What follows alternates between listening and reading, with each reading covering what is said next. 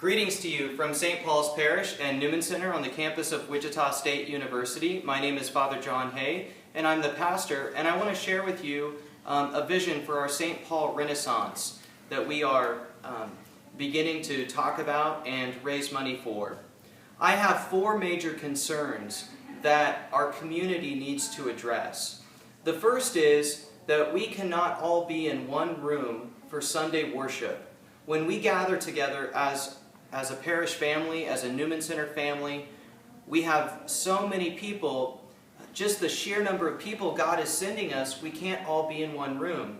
For example, we have people who are gathered in this vestibule area. We have people who are standing down this hallway for Mass.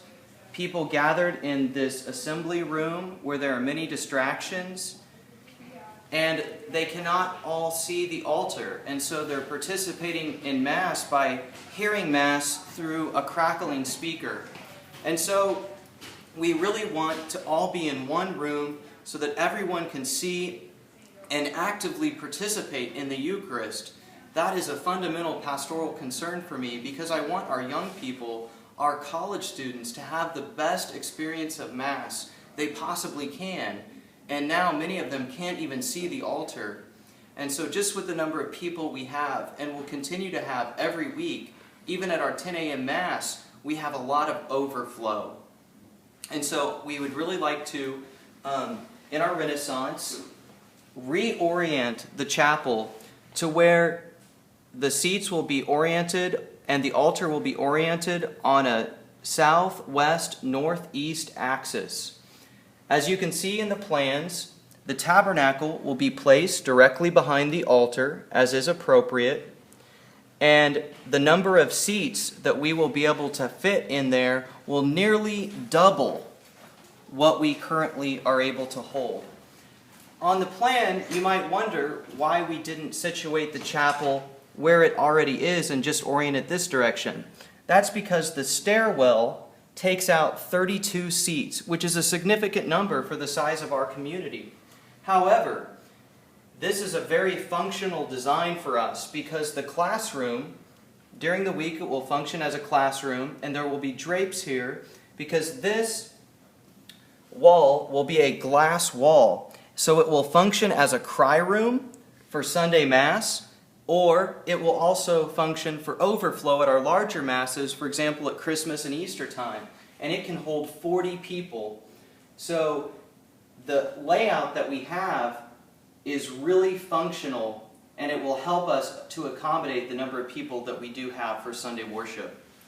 The second major concern I have is one of hospitality. Currently, we have no upstairs restroom facility.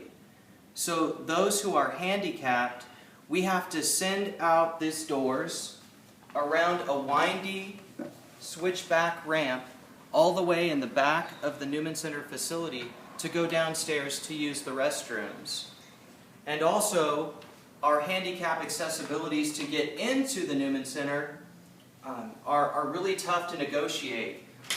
A handicap ramp should be at least 20 feet long, and our current handicap ramp is only 7.5 feet long. And we do have a stable handicap community, and it's very difficult for them to negotiate that ramp and to get into our facilities. And then we have to send them all the way out and around the building to go to the restroom downstairs.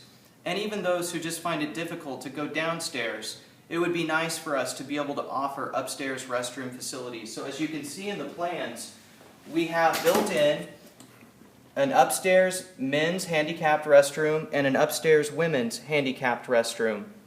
We'll also be able, for mothers and fathers who need room for changing babies' diapers and things like that, you'll be able to do that in those restrooms upstairs instead of having to go all the way downstairs to do that. The third major concern that I have is our heating and cooling system. We have a very ancient boiler system. It's 15 years past its life expectancy. And there are only 2 rusty compressors in the back, and it was never meant to accommodate the number of people that we have in this building. If you've ever come to a Sunday Mass during the summer, you know how uncomfortable it is. It's stifling in here. And you would think that I'd never turned on the air conditioner. It's because the HVAC system has a hard time keeping up with the number of people, and it's only continued to run this long because we have a very generous parishioner, Siri Fernando, who takes care and makes sure that it's up and running and working well. But unfortunately, even when it's working at its best capacity, it can't keep up with the number of people that we have in here. And so that's why it's so uncomfortable. And you can also see, for example, how old the heating and cooling system is. We actually have wires coming out of our vents here at the Newman Center. And we have these old thermostat pressure systems that are difficult to repair and to keep the building and facility cool. The fourth concern I have is one of energy efficiency. We spend upwards of $1,500 a month just heating and cooling this facility because everything that we put into it immediately is bled out. All the windows that you see around the facility, they're all single pane glass. And even though they were state-of-the-art when they were put in this building in 1967, it allows a lot of the heat and cool to just go right out. All of these doors and windows are all single pane glass. And also the brick around the perimeter of the building is uninsulated.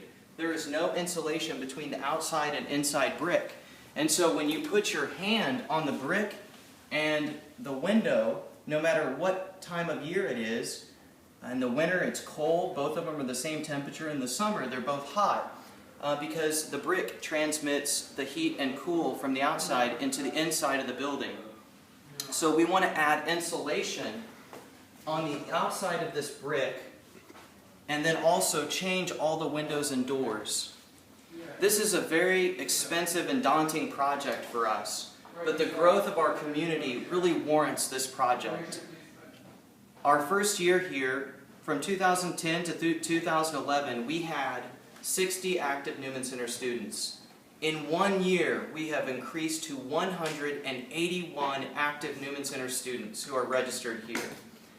We also have very little parking.